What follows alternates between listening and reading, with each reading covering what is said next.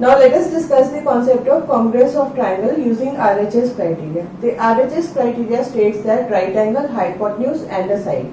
That means if we have two right triangles, then if one side of one triangle is equal to the corresponding side of the other triangle and the hypotenuse of one triangle is equal to the hypotenuse of the other triangle, then the two triangles will be congruent. So if we have two triangles, one triangle is ABC and the other triangle is DEF, such that angle B is equal to angle E 90 degree, AB is equal to DE and AC is equal to DF. That means it is given to us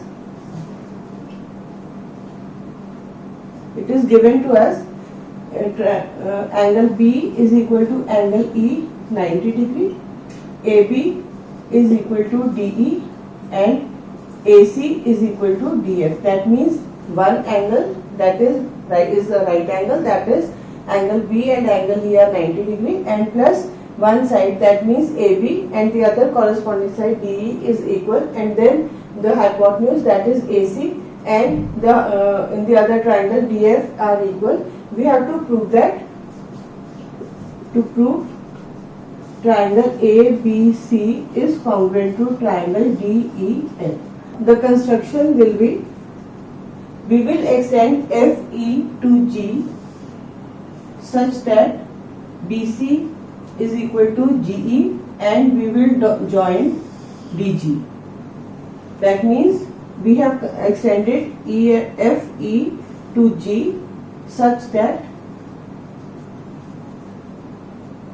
BC is equal to GE and we have joined DG. Now the proof follows. In triangle ABC and triangle DGE. Now we will take the triangles ABC and triangle DGE. What we have seen that angle B is equal to angle E, each 90 degree,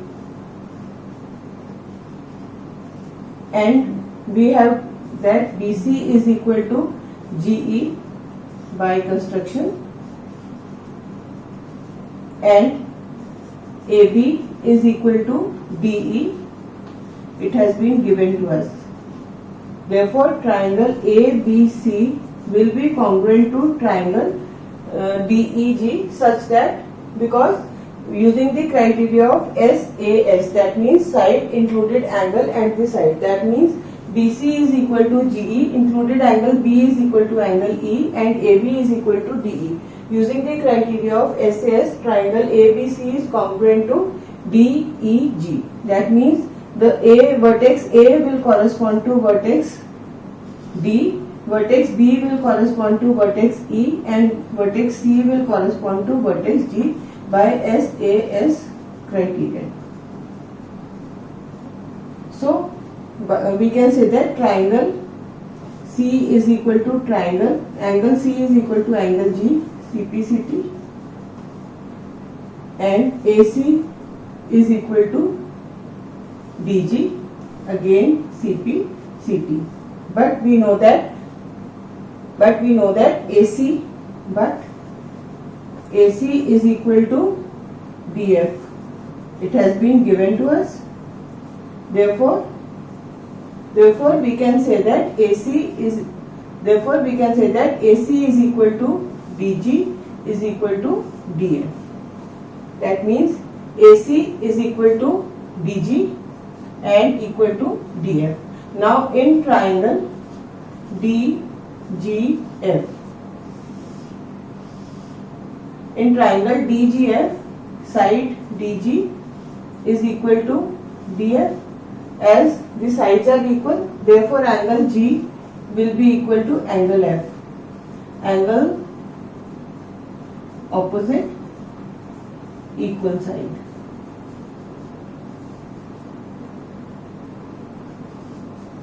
That means if two sides DG is equal to DF, so the side angles opposite to equal sides. That means DG and the angle opposite to DG is angle F, and the angle opposite to DF is G. So we can say that angle G is equal to angle F. But we know that angle G is equal to angle C. From equation, let us mark this equation as 1. So from 1 we know that angle G is equal to angle C. Therefore we can say that angle C is equal to angle F. Now in triangle ABC and triangle DEF. Now we have triangle ABC and triangle DEF. We know that angle B is equal to angle E, each 90 degree, and angle C is equal to angle F, proved above. So, and we know that AB is equal to DE. So, triangle ABC is congruent to triangle DEF using angle side criteria. That means angle and the side. That means side is not included in the angles because angle C is equal to angle F, angle B is equal to angle E, and AB is equal to DE. So we can say that triangle ABC is congruent to triangle DEF using AAS criteria. Hence we have proved that triangle ABC is congruent to triangle DEF. So this is how we can prove the concept of RHS congruence. That means two triangles, if we have two right triangles and one side of one triangle is equal to the corresponding side of the other triangle, and the hypotenuse of one triangle is also equal to the hypotenuse of the other triangle, then the two triangles are congruent. For this, first we have made some construction. We have extended EF to G such that GE is equal to BC. And now we have joined DG. Now in triangle ABC and DGE, what we have done, angle B is equal to angle E, each is 90 degree, and BC is equal to GE. This is by construction, and AB is equal to DE. It has been given to us. Therefore, triangle ABC is congruent to DEG. From CPCT, we can say that angle C is equal to angle G, and side AC is equal to side DG. But we know that AC is equal to DF. It has been given to us. So we can say that DG is equal to, so we can say that AC is equal to DG is equal to DF. Now when the sides are equal, then we have taken triangle DGF. We know that this side is equal to this side, that means DG is equal to DF, and the angles opposite to equal sides are equal. So we can say that angle G is equal to angle F. But we know that angle G is equal to angle C from CPCT. So we can say that angle C is equal to angle F. Now in triangle ABC and DEF, angle B is equal to angle E, 90 degree. Angle C is equal to angle F, we have just proved, and we know that AB is equal to DE. Therefore, using the criteria of AAS criteria, we have proved that triangle ABC is congruent to triangle DEF. Hence, we have proved that if we have two right triangles, each one side of one triangle is equal to the corresponding side of the other triangle, that means AB is equal to DE and AC is equal to DF, then the two triangles will be congruent. Now let us take a question on this concept, the concept of congruence, that is RHS criteria. We are given an isosceles triangle ABC such that ABC is an isosceles triangle such that AB is equal to AC, and we are supposed to prove that, we are given that AB is equal to AC, and we are to prove that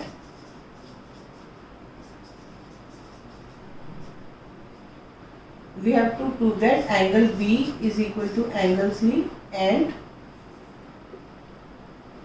AD, the altitude is the altitude, and it bisects angle A. So we are given that ABC is an isosceles triangle, and we are supposed to prove that angle B is equal to angle C, and the altitude AD bisects angle A. So we will draw a altitude AD. Now AD is the altitude. We have to prove that this angle is equal to this angle. That means angle 1 is equal to angle 2. So we can say that angle 1, we have to prove that angle 1 is equal to angle 2. So now the proof follows. In triangle ABD and triangle ADC, we are given that angle D is equal to angle D 90 degree, because we know that AD is the altitude, so AD is perpendicular to BC. Further, we are given that AB is equal to AC. Now this is the hypotenuse, and it has been given that it is equal, and the side AD is common to both. So now the right angle, hypotenuse and the side is equal, so the RHS criteria has been fulfilled. So we can say that triangle ABD is congruent to triangle ACD. From CPCT we can say that angle B is equal to angle C, CPCT, corresponding parts of congruent triangles. Similarly, angle 1 is equal to angle 2. These are also the corresponding parts of congruent triangles. So hence we have proved that angle B is equal to angle C and angle 1 is equal to angle 2. So the basic concept was to prove the congruence of triangles ABD and ACD using the criteria of RHS, as we had 90 degree. Then we had a common arm AD, which is considered as the side, and AB is equal to AC. It has been given to us, and they are the hypotenuse in these two triangles. So the angle D is equal to angle D 90 degree, AB is equal to AC, it is the hypotenuse, and it has been given to us that it is equal, and AD is equal to AD common. So R, H and S criteria has been fulfilled. So the triangle ABD is equal to ADC using RHS criteria.